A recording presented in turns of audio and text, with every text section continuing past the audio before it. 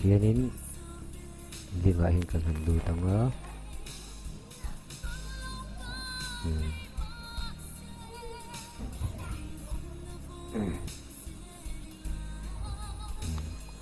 chuan hei mizo audio player .zip alo omta a hei hi kan download ang click anga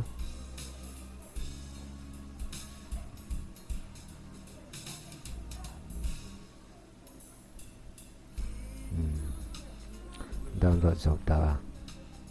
chuan folder ang kalanga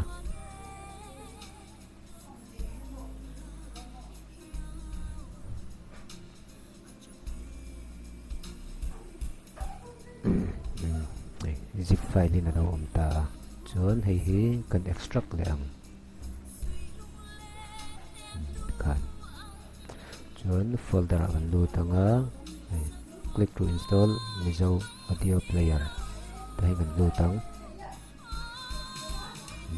chuan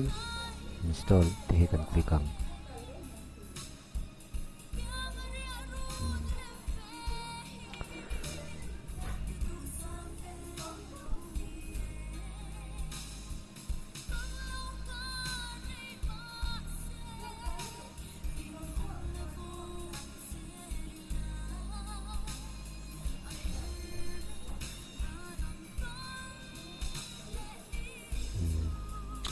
kan system akan install ta hei daw ni ta chuanin kan la play du kha hei la da lut ti tang hian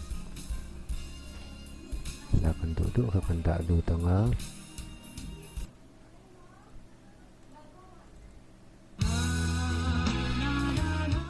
kan play to mai do ni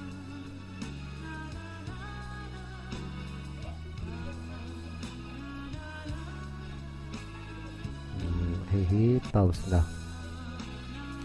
pause play chuan stop chuan next mi kan play du chuan zai next previous